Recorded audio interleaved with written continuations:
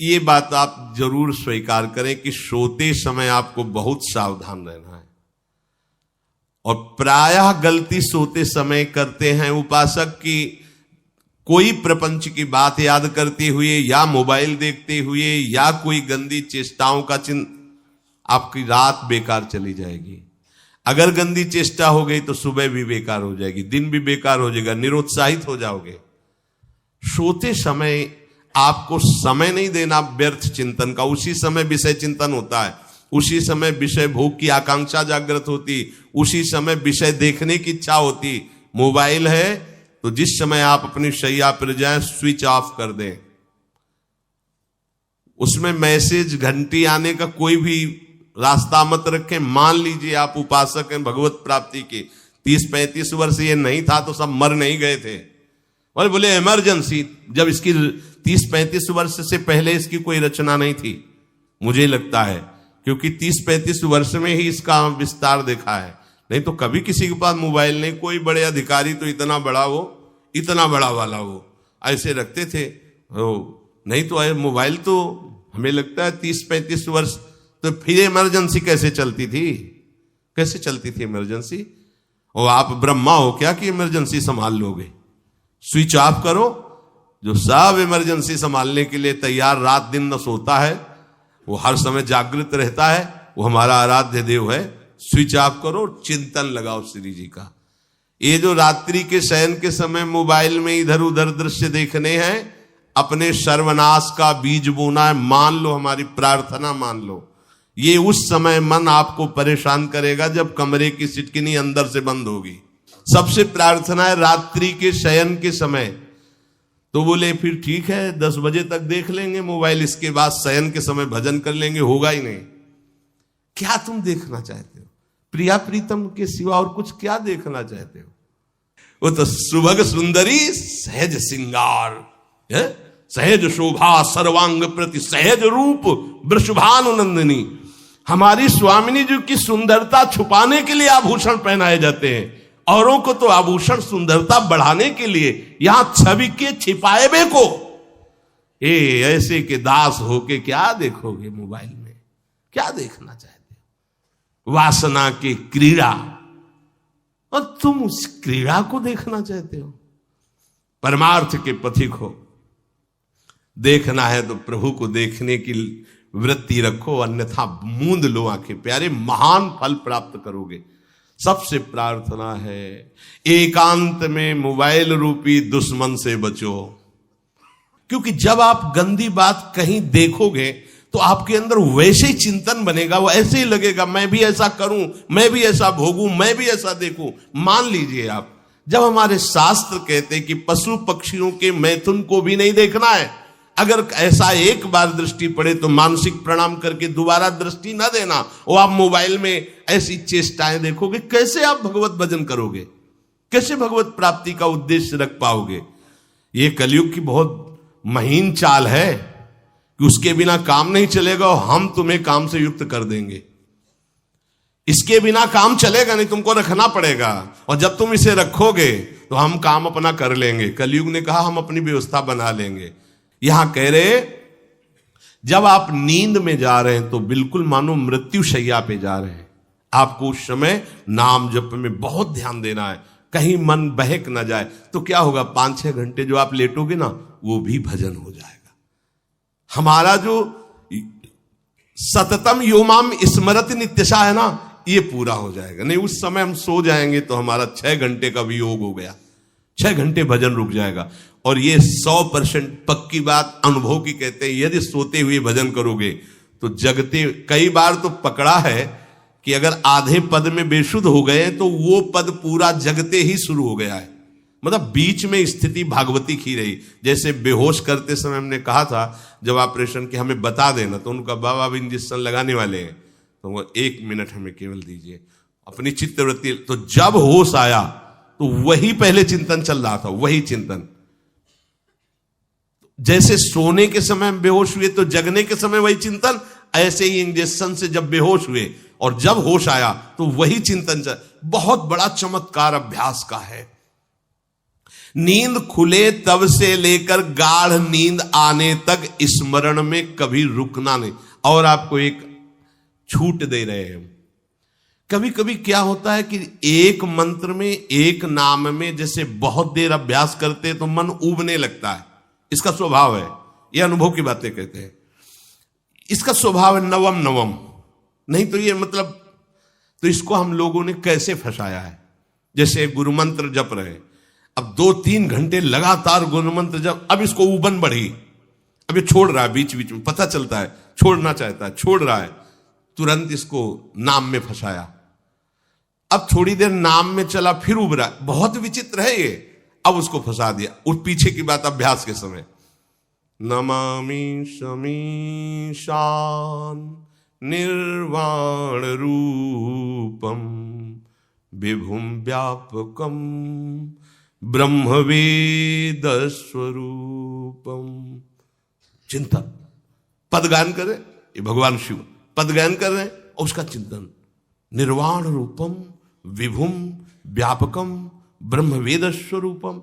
अब अपने यहां अवसर है, सुंदर सुंदर कोई पद गुरु मंत्र जब करते हुए मन जब उमने लगे, राधा वल्लभ श्री हरिवंश, राधा वल्लभ श्री हरिवंश, राधा वल्लभ श्री हरिवंश, इसमें भी उमने लगे, शुरू कर, जोई जोई प्यारो करे सोई मोही भावे, भावे मोही जोई, इसमें भी उबले लगे। सुधा निधि का कोई एक लाइन ले लो, ब्रह्मेश्वरादि सुदुरूह पदारविंद श्रीमत् पराग परमाद्भुत वैभव, ब्रह्मेश्वरादि सुदुरूह छोड़ना नहीं है, तू भाग में नवम नवम दे रहा हूं, नवम नवम। इसको फंसाने के लिए आपके पास अस्त्र हो, जैसे यहां चाकू, यहां पिस्तौल, तलवार, ये वो सब बिल्कुल वीर सजा रहता है, ऐसे ही अपने लोग सजे रहते। छोटा राधा, अब एकदम चिपक गया है आके, तो कैसे मारे, तो छोटी चाकू है ना वैसे, राधा राधा राधा, थोड़ा दूरी राधा वल्लभ श्री हरिवंश, थोड़ा और दूरी गुरु मंत्र, बड़े बड़े अस्त्र अपने पास रख ले, बहुत भाग रहा है तो फंसा दिया। प्रथम यथावति प्रणव श्री, अब लग पूरा पदगा, पूरा पदगा उसमें लग, प्रथम यथामति प्रणव। भोजन पाते समय ऐसा अभ्यास किया है, 1 घंटा के पहले भोजन नहीं होता, चाहे 2 रोटी पाना हो, समय लगता है भोजन, आराम, एक एक नाम, एक एक, कुछ भी हल्ला मचाओ, कोई फर्क नहीं पड़ेगा, अपना चलेगा। अभ्यास स्नान के समय, भोजन के समय, किसी क्रिया के करते समय, किसी से बात करते समय, सोते समय, ये विशेष स्थान जहां में सावधान रहना है। यहां भजन छूटता है, ध्यान देना, यही भजन छूटता है। चलते समय, क्रियावान होते समय, प्रसाद पाते समय या किसी से बतराते समय, ये सब भजन के छूटने के स्थान है और यही पकड़ना है भजन को। जब आपको बिल्कुल न लगे तो मानसिक सब बंद कर दो और गुनगुनाने लगो। जो धुनी आपको अच्छी लगे उसी में नाम, कोई नाम लेके, संसार का चिंतन न होने पावे, चाहे जो कुछ तुम जहां तुम्हारा मन आवे, गंगावरी गोदावरी, कुछ भी, भागवतिक चिंतन के सिवा संसार के चिंतन न होने पाए। पहले ऐसे अनन्य बनो, फिर बाद में अनन्यता आती, रसना कटो जो अनरट। हाँ भी विषय चिंतन कर रहे हैं, प्रपंच कर रहे हैं, बोले रसना कटो जो अनरटो, और नहीं बोल सकते, प्रपंच बोलेंगे बस, रसना कटो, ये शब्द वहां नहीं आते। पहले हम आपको छूट देते, भक्त चरित्र, भगवान की चरित्र, नाम, कीर्तन, मंत्र, जो भी चाहो, संसार का चिंतन मत होने देना, पहले ये पकड़ो, फिर आगे चल करके जब पवित्र हृदय होगा तब ये निष्ठा आती, रसना कटो जो अन रटो, निरखियन फुटो नयन। मान लो संसार का चिंतन नहीं करने देना है इसको, आप जैसे बने वैसे करो भागवतिक चिंतन, कोई नाम ले लो, कोई मंत्र ले लो, तुम्हें जो प्रिय लगे, हम छूट देते हैं। ये नहीं करे कि रसना कटो जो अन रटो, ये बाद की बात है। हमें पहले इसका संसार चिंतन रोकना है। कैसे छूटेगा, कैसे छूटेगा, हमें यह पकड़ना है। नहीं तो निष्ठा की बात, जो हरि नाम जगत त्रिशिरोमणि वंश बिना कबहू, हरिवंश बोलेंगे नहीं, हरि बोलना नहीं है, हरि बोलना नहीं, क्योंकि जो हरिनाम जगत त्रिशिरोमणि वंश बिना, हरिवंश बोलना नहीं है क्योंकि प्रपंच में रति। तो क्या करो, जो तुम्हें प्रिय लगे पहले उसे पकड़ो। ये हम अंदर की बात कह रहे, प्रवचन की बात नहीं कह रहे। मन को फंसाना है हमें। राम कृष्ण हरि जहां लगे इसको लगाओ, पहले इसको फंसाओ, संसार का चिंतन न होने दे। गीता भागवत भक्त चरित्र कुछ भी कहीं भी इसे फंसाओ, पहले संसार का चिंतन न होने दो, फिर लाओ इसको घुमा के निकुंज वाटिका में। फिर तो भागेगा ही नहीं, फिर नहीं भागेगा। अब सीधे निकुंज वाटिका में किसी महाभाग्यशाली गुरु आश्रित का लगेगा, अन्यथा बहुत प्रपंची मन है। आप आश्रय इधर का लोगे, प्रपंच का चिंतन करोगे, बात बनेगी नहीं। चिंतन छोड़ना है हमें, जैसे बने तैसे संसार का चिंतन छूट जाए तो हम विजय को प्राप्त होंगे। ध्यान दीजिए, इस परमात्म तत्व को वही प्राप्त कर पाता है जिसका राग बीत गया है, खत्म हो गया है, वैराग्यवान। ज्यादा परिश्रम नहीं है वैराग्य में, विवेक नहीं होने के कारण हम वैराग्य नहीं धारण कर पाते। हम बाहरी बातों को वैराग्य ले लेते हैं, ऐसा कपड़ा बदल लेना या कपड़ा ना पहनना या लौकी का कमंडल, मिट्टी का पात्र, तो हम अपने को वैरागी। बात यहां नहीं रुकेगी।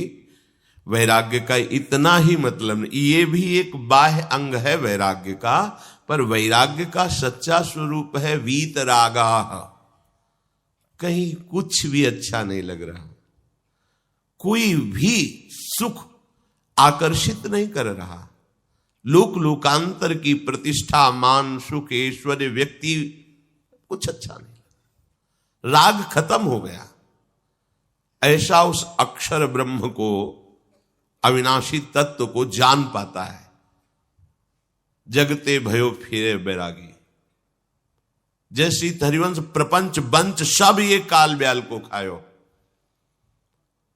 हालत यह है कि जैसे सांप ने मेढक को पकड़ रखा और मेढक सामने पतिंगा को, कीड़े को पकड़ना चाहता है, उसे यह पता नहीं कि मैं खुद किसी का कवल बन चुका हूं, वो एक झटके में मुझे अपने पेट में ले जाएगा।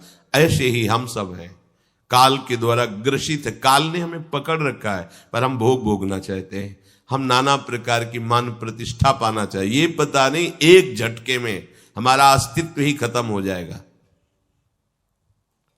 जिनके अंतःकरण में किसी भी व्यक्ति, वस्तु, स्थान, पद, प्रतिष्ठा का राग ही नहीं रह गया है, उसे कहते हैं वैराग्य वान। वीतरागाह, राग ही नहीं है। जिनका अंतःकरण निष्पाप निर्मल हो चुका है, जिनके हृदय में केवल भगवत प्राप्ति की उत्कट लालसा जागृत हो गई है, ऐसा साधन संपन्न उपासक परमात्म तत्व में प्रवेश पाता है। अध्यात्म मार्ग की ऊंचाई पर वो स्थित हो जाता है। यदि छंतु ब्रह्मचर्यम चरंती, जिनकी इच्छा एकमात्र भगवत प्राप्ति की है, यदि छंतो, तो उनको क्या करना होगा? ब्रह्मचर्यम चरंती, ब्रह्मचर्य का पालन करना होगा। प्रत्येक इंद्रियों का निर्विषय हो जाना वास्तविक ब्रह्मचर्य है।